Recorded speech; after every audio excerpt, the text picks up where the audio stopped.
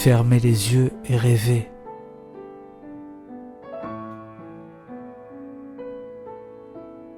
Enfant de la terre.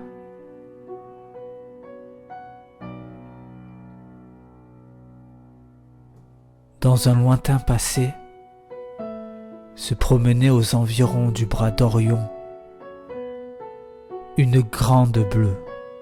Elle était heureuse car son Créateur l'avait privilégiée parmi toutes les autres.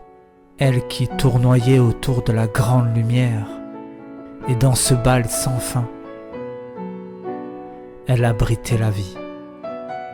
Alors que toutes ses sœurs qui virevoltaient à ses côtés en étaient dépourvues. Ainsi les années passèrent jusqu'à ce qu'elle devienne parfaite, elle, l'unique. C'est alors qu'un jour cette belle bleue aperçut au loin une ombre effrayante et malfaisante. Cette ombre, qui représentait le mal, vint se présenter devant elle et lui demanda : « Toi qui es la plus belle d'entre toutes et qui abrite la vie, ne trouves-tu pas que celui qui t'a créé a commis une injustice ?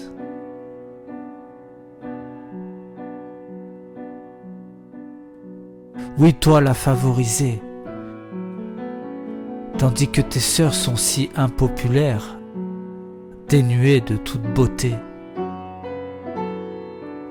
et de vie. »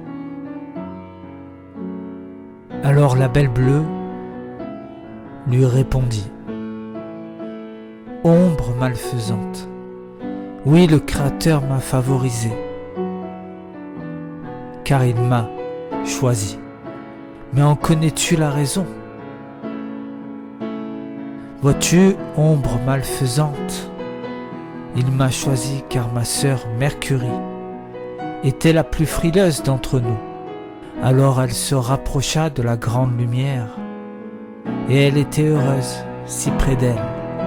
Mais ceci fit qu'elle ne pouvait plus abriter la vie, car il faisait trop chaud parmi elles. Ensuite il y a mon autre sœur, Vénus, elle qui danse comme le vent. Oui, elle brille si intensément dans le ciel que d'en bas on l'a prise pour une étoile. C'est elle qui indiqua à ces hommes le chemin pour venir adorer l'enfant prodige. Oui, c'est elle, l'étoile du berger. On se parle souvent, car nous ne sommes pas si éloignés, et je l'aime bien. Elle me dit qu'elle est très heureuse de ce à quoi notre Père l'a destinée, servir de lumière dans les ténèbres. Alors vois-tu, ombre malfaisante, oui, j'ai été favorisée par rapport à mes sœurs, mais elles sont toutes heureuses pour moi. Je pourrais te parler de mon autre sœur, Mars, la rouge.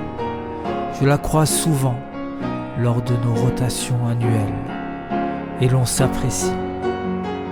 Les planètes des systèmes voisins racontent d'elle que c'est parce qu'elle est en colère qu'elle aborde sa couleur rouge.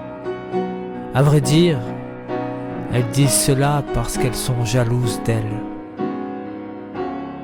Elle n'est pas en colère, elle est juste amoureuse de la grande lumière. C'est pour cela qu'elle rougit. Mais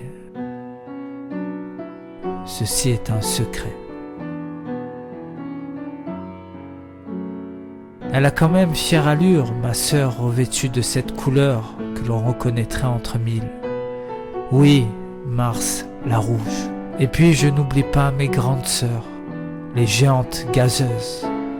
Quand je les vois, je me sens toute petite, mais je ne les ai jamais entendues se plaindre de ce qu'elles sont. Alors comprends-tu, ombre malfaisante ? Oui, je suis certainement la plus belle, et je suis celle qui porte la vie. Mais devrais-je avoir honte de ma beauté ? Devrais-je cacher mes océans et tout ce qu'ils renferment ?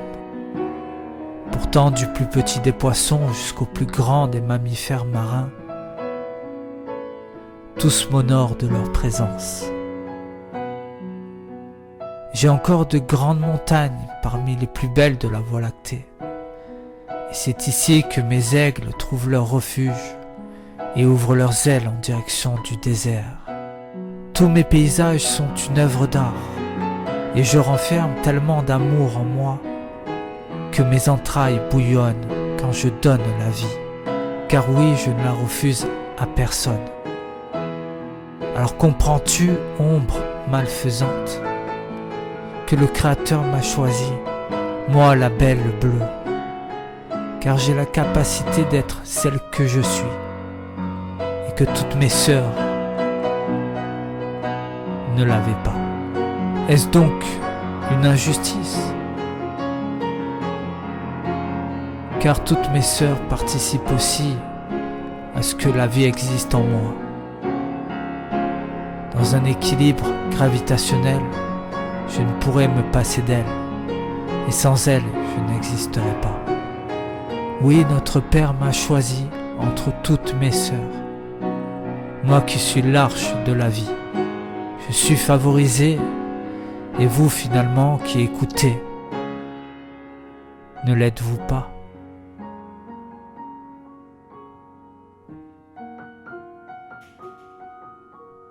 Oui, vous, petit homme qui me marchez dessus, comme un nouveau-né qui marche sur le ventre de sa mère.